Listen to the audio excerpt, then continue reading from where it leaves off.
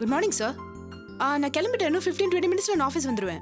நீ ஆபீஸ்க்கெல்லாம் போக வேண்டாமா, ஒரு முக்கியமான அசைன்மெண்ட் இருக்கு. நீ போறியாம்மா? தாராளமா போறேன் சார். நீ போறியான்னு உன்னை ஒரு பேச்சுக்கு தாம்மா கேட்டேன். நீ போகலனா கூட உன்னை கம்பல் பண்ணி போக வச்சிருவேன். சார், நான் ஒர்க் பண்றதுக்கு எப்போதுமே தயாரா இருக்கேன். நீங்க அசைன்மெண்ட்டை சொல்லுங்க.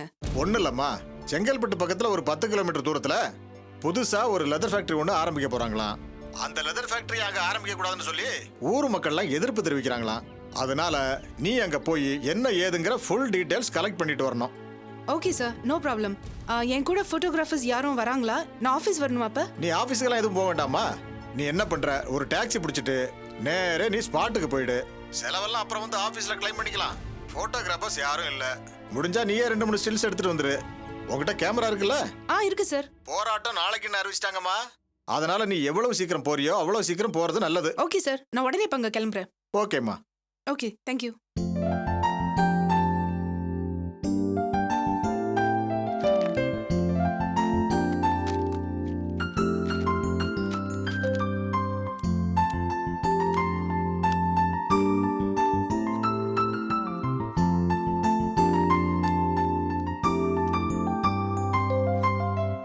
Camera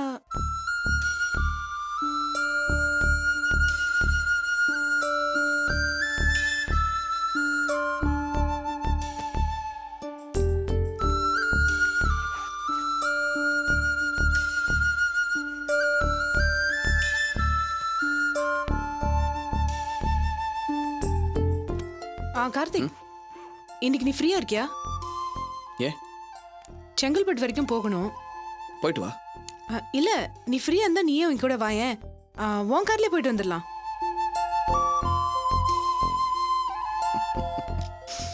Effectively, you need a chauffeur.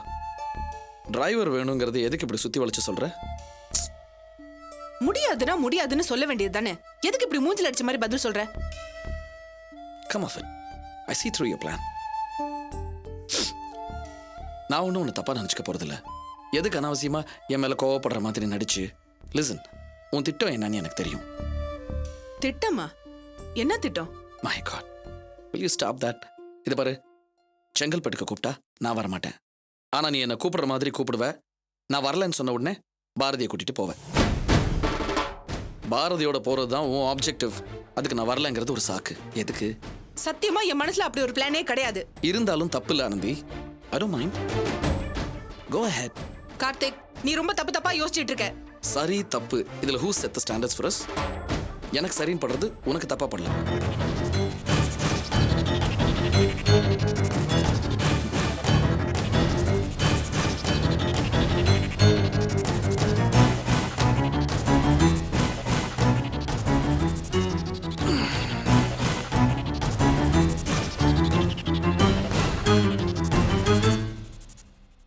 Anandhi. Bharathi, எப்ப வந்தீங்க? சாரி, நான் கவனிக்கல. நான் இப்ப செங்கல்பட்டுக்கு கிளம்பிட்டு இருக்கேன் அவசரமா. நான் வந்து உங்ககிட்ட பேசுறேன். தெரியும். கார்த்திக் பேசின எல்லாத்தையும் கேட்டுட்டு தான் இருந்தேன். நான் வந்து 5 நிமிஷம் ஆகுது. சாரி பாரதி, அவர் பேசினது எதுவும் நீங்க மனசுல வச்சுக்காதீங்க. என்ன ஹர்ட் பண்றதுக்கு தான் அப்படி பேசினாரு. புரியுது ஆனந்தி. சரி, நான் அவசரமா கிளம்பிட்டு இருக்கேன். நான் வந்து உங்ககிட்ட பேசுறேன். ஆனந்தி, ஒரு நிமிஷம். கார்த்திக் பேசினதும் உன்னை பாதிக்கலையே? சேச்சே, தேங்க்ஸ்.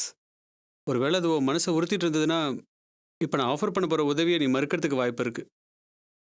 ஆனந்தி, நானும் ஒரு வேலை விஷயமா செங்கல்பட்டு தான் போயிட்டுருக்கேன். வண்டி வெளியில தான் நிற்குது. உனக்கு எதுவும் ஆட்சேபணம் இல்லைன்னா என் கூட வரலாம். ஆனந்தி, நீ தான் ரொம்ப அர்ஜென்ட்டாக போகணும்னு சொல்லிட்டு இருந்த, அதனால தான் கேட்டேன். உங்க கூட வர்றதுல எனக்கு என்ன இருக்கு? சரியான நேரத்துக்கு வந்ததுக்கு நான் தான் உங்களுக்கு தேங்க்ஸ் சொல்லணும். எப்போ டாக்ஸியை பிடிச்சி எப்போ செங்கல்பட்டு போய் சேருவோன்னு நான் பயந்துட்டு இருந்தேன். பை காட்ஸ் கிரேஸ் நீங்க சரியான நேரத்துக்கு வந்தீங்க. வாங்க போலாம்.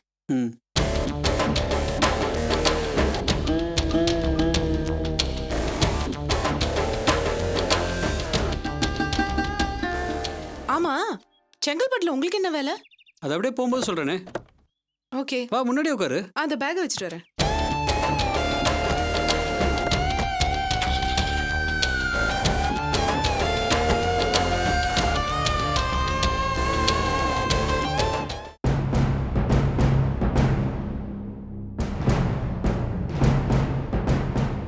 சங்கரபாண்டியன் கொலை வழக்கில் குற்றவாளியாக கருதப்படும் ரேகாவை சிபிஐ தனது கட்டுப்பாட்டில் வைத்து விசாரிக்க விரும்புகிறது. பப்ளிக் ப்ராசிக்யூட்டர், இதில் ஏதாவது ஆட்சேபனை இருக்கா? Yes my lord. CBI Menaka கடத்தப்பட்ட வழக்கை விசாரிக்கிறதுக்காக தான் நியமிக்கப்பட்டிருக்கு. ரேகாவை அவங்க கஸ்டடியில வச்சு விசாரிக்க வேண்டிய அவசியம் எதுவும் இல்ல. மிஸ்டர் வெற்றிமாறன், எதுக்காக சம்பந்தம் இல்லாம ரேகாவை உங்க கஸ்டடியில் எடுத்து விசாரிக்க விரும்புறீங்க? யுவர் ஆனர், சங்கரபாண்டியன் வழக்கும் மேனகா கடத்தப்பட்ட வழக்கும் தனித்தனி வழக்கு மாதிரி தோற்றம் அளிச்சாலும் ரெண்டுத்துக்கும் சம்பந்தம் இருக்கு. அந்த வழக்குல சம்பந்தப்பட்ட ஆதி, அபி 2 பேருமே இந்த வழக்கிலையும் சம்பந்தப்பட்டிருக்காங்க யுவர் ஆனர். அந்த அடிப்படையில ஏற்கனவே ஜெயிலுக்கு போய் ரேகாவை பார்த்து விசாரிச்சிருக்காங்க. தேவைப்பட்டா எத்தனை தடவை வேணும்னாலும் ஜெயிலுக்கு போய் ரேகாவை சந்திச்சு விசாரணை பண்ணலாம். யுவர் ஆனர், எங்க கஸ்டடியில எடுத்து விசாரிக்கும் போது பல உண்மைகள் வெளிவரும். ஜெயில மத்தவங்களுக்கு முன்னால ரேகா கிட்ட எங்களால ஓரளவுக்கு மேல விசாரிக்க முடியல. யுவர் ஆனர், சங்கரபாண்டியன் கேஸை இன்னும் முடியல. அதுக்கு முன்னால குற்றவாளியா கருதப்படுற ரேகாவை சிபிஐ விசாரணைக்கு எடுத்தா அந்த வழக்கும் பாதிக்கும் யுவர் ஆனர். மிஸ்டர் வெற்றிமாறன், இதுக்கு நீங்க என்ன சொல்றீங்க? அதுக்கு வாய்ப்பே இல்லை யுவர் ஆனர். டிபார்ட்மெண்ட் இந்த வழக்க தனி வழக்கா நினைக்கிறாங்க. ஆனா நாங்க அப்படி நினைக்கல. மேனகா கடத்தப்பட்ட வழக்குல சம்பந்தப்பட்ட ஒரு சம்பவம் தான் இந்த சங்கரபாண்டியன் கொலை. எங்க விசாரணையில இந்த கேஸ் சீக்கிரமா முடியுமே தவிர எந்த பாதிப்பும் ஏற்படாது யுவர் ஆனர். சிபிஐ விசாரணையில ரேகா அடிக்கப்பட்டோ மிரட்டப்பட்டோ வாக்குமூலம் வாங்கப்படலாம். No chance your honour. எங்க மனுவிலேயே ரேகாவை எந்த விதத்திலையும் பயமுறுத்தவோ துன்புறுத்தவோ மாட்டோன்னு குறிப்பிட்டிருக்கோம். தவிர மேனகா கடத்தப்பட்ட வழக்குல கூட நடந்திருக்கிற பல சம்பவங்களை ரேகாவை விசாரிக்கிறது மூலமா வெளிக்கொண்டு வர முடியும் யுவர் ஆனர். இன்னும் கொஞ்சம் தெளிவான விளக்கம் தேவை யுவர் ஆனர். இதுக்கு மேல எந்த விளக்கமும் தர முடியாத சூழ்நிலையில நாங்க இருக்கோம். நாங்க சில விஷயங்களை வெளியில சொல்றதுனால குற்றவாளி தப்பிக்கிறதுக்கு வாய்ப்பு இருக்கு. நீங்க விசாரணைக்காக எத்தனை நாள் ரேகாவை கஸ்டடியில எடுத்து விசாரிக்கணும்னு நினைக்கிறீங்க? ஒரு 10 நாள் தேவை யுவர் ஆனர். 10 நாள் என்பது அதிகம் யுவர் ஆனர். அதுவும் இல்லாம சங்கரபாண்டியன் கொலை செய்யப்பட்ட வழக்குக்கும் மேனகா கடத்தப்பட்ட வழக்குக்கும் எந்த சம்பந்தமும் இல்லை யுவர் ஆனர். எனவே நீதிமன்றம் ரேகாவை சிபிஐ விசாரணைக்கு எடுக்க அனுமதி அளிக்க கூடாது யுவர் ஆனர். ரேகாவை நாங்க விசாரிக்கிறதுனால குற்றவாளியை ஈஸியா நெருங்க முடியும்னு நாங்க நினைக்கிறோம் யுவர் ஆனர். இதுக்கு மேல நீங்க தான் முடிவெடுக்கணும் யுவர் ஆனர். மேனகா கடத்தப்பட்ட வழக்கு ஏற்கனவே சிபிஐ வசம் ஒப்படைக்கப்பட்டுள்ளது. சங்கரபாண்டியன் வழக்குக்கும் மேனகா கடத்தப்பட்ட வழக்குக்கும் நேரடியாக சம்பந்தம் இருப்பது போல் தோற்றமளிக்கிறது. எனவே சங்கரபாண்டியன் வழக்கை சிபிஐ எடுத்து விசாரிக்க உரிமை உள்ளது. அந்த உரிமையில் ரேகாவை 4 நாள் தனது கஸ்டடியில் எடுத்து விசாரிக்கலாம். அதை கூட சிறையில் இருக்கும் ரேகாவை வருகிற 4ஆம் தேதி கோர்ட்டில் ஆஜர்படுத்தி கோர்ட் மூலம் சிபிஐ கஸ்டடிக்கு ரேகாவை அழைத்துச் செல்லலாம் என்று நீதிமன்றம் பரிந்துரை செய்கிறது. மேலும் விசாரணைக்கு கொண்டு செல்லும் ரேகாவிற்கு உடலளவிலோ மனதளவிலோ எந்தவிதமான துன்பமும் ஏற்படாமல் பார்த்துக் கொள்வது சிபிஐயின் பொறுப்பாகும். நன்றி யுவர் ஆனர்.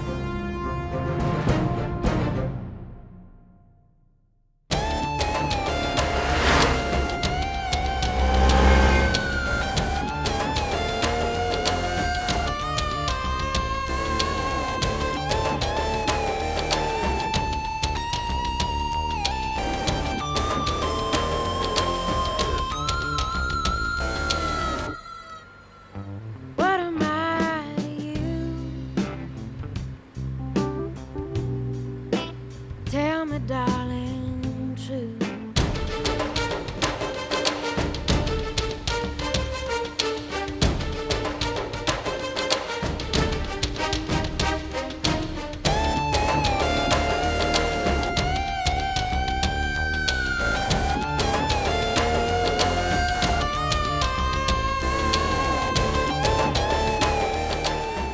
ஆனந்தி, காதல் பாடல்களுக்கு நாம தான் வார்த்தையில் ஒரு வரமுறை வச்சுருக்கோம். இதை கேள, இந்த மாதிரி ஆங்கில பாடல்களில் எந்த விதமான வரமுறையும் கிடையாது. உணர்வுகளை வெளிப்படுத்துறதுக்கு இந்த மாதிரி வார்த்தைகளை தான் நாகரிகமாக உபயோகப்படுத்தணும் அப்படின்னு ஒரு தடை.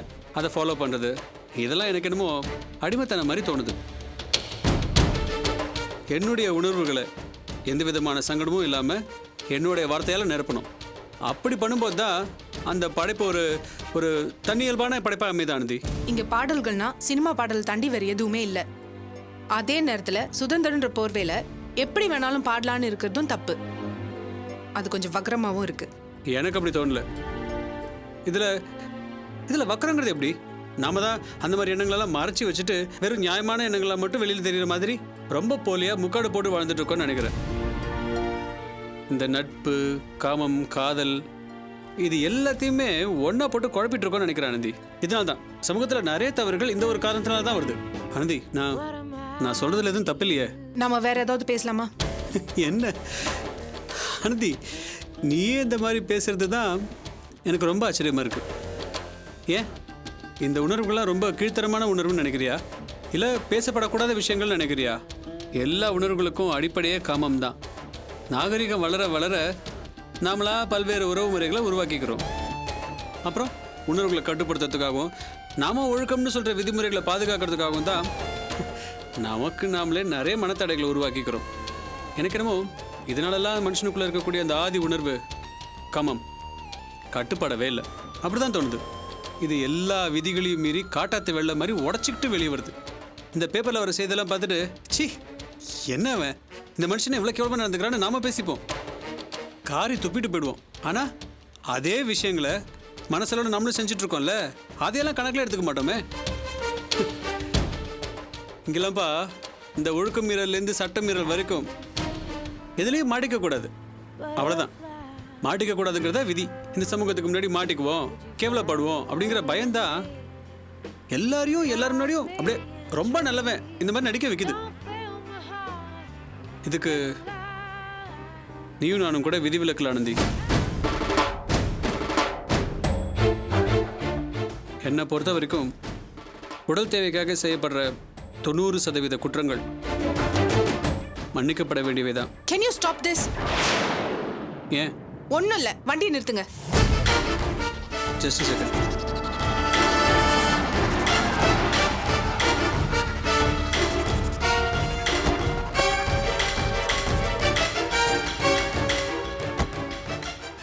சாரி, ஏசி காத்து மூஞ்சில் அடிக்குது. நான் இங்க இருக்கிறது தான் நல்லது. வண்டி எடுங்க.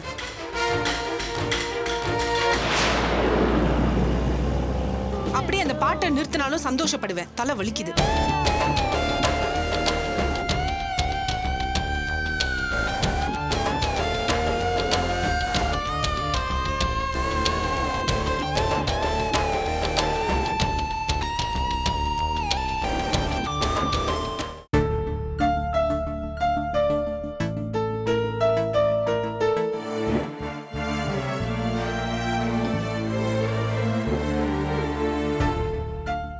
சமந்தி, என்ன சாப்பிடாம படுத்துட்டீங்க? என்ன வேணும் உங்களுக்கு?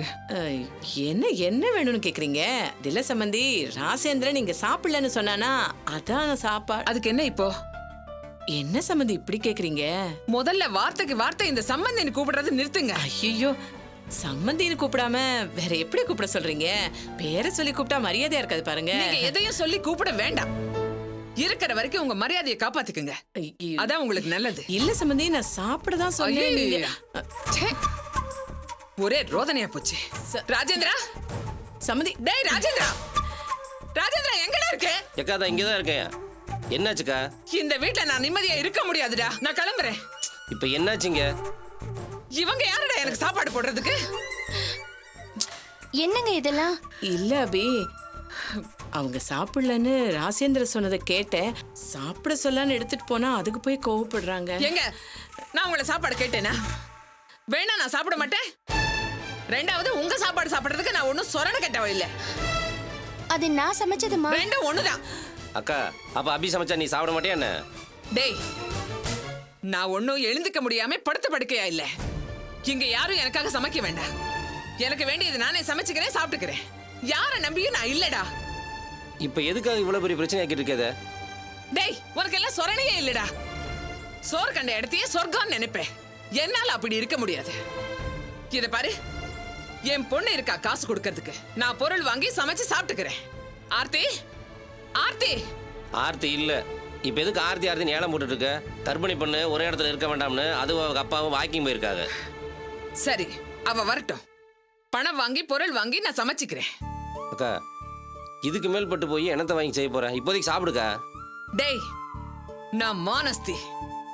இன்னைக்கு ஒரு நாள் சாப்பிடாம பட்னி கிடந்தா எனக்கு ஒன்னும் ஆயிடாது. நாளைக்கு பாத்துக்கிறேன். என்னக்கா நீ விடியற வரைக்கும் பட்னியா கிடப்ப? இதுங்களை எல்லாம் பெத்து வளர்த்தப்போ எத்தனையோ நாள் நான் பட்னியா தாண்டா கிடந்தேன். இதெல்லாம் சர்வ சாதாரணம். ஏக்கா அதெல்லாம் வேற காலங்கா. எல்லாம் ஒண்ணுதான். ஐயோ மாமா, இப்ப வேணுங்கிற பொருளை வாங்கி கொடுங்க, சமைச்சுக்கிட்டோம். ஆர்த்தி வேண்டாம். வந்ததுக்கு அப்புறம் அவங்க காசு வாங்கி தரட்டும். நீ சும்மா எனக்கு இருமா. தேவையில்லை. ஐயோ, இப்ப ஆர்த்தி கிட்ட பணம் இல்லைன்னா நீ என்ன பண்ணுவமா? பட்னி கிடந்து செத்து போறேன். அத பத்தி யாருக்கும் கவலை வேண்டாம்.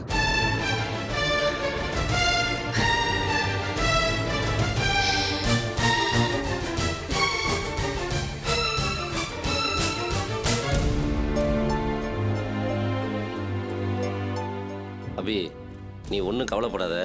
இதெல்லாம் சும்மா வெத்து வீம்பா இருக்கும். எல்லாம் காலைல சரியா போயிடும். நீ போய் படு.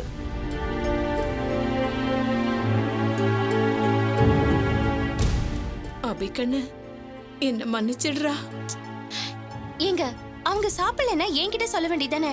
நீங்க எதுக்கு அவங்களுக்கு சாப்பாடு எடுத்துட்டு போறீங்க? இல்ல அபி, பாவம் அம்மா பட்னியா கிடக்குறாங்களேன்னு அதுக்காக தான் கொண்டு போனேன். புரியாம இந்த மாதிரி ஏதாவது பண்ணாதீங்க ப்ளீஸ்.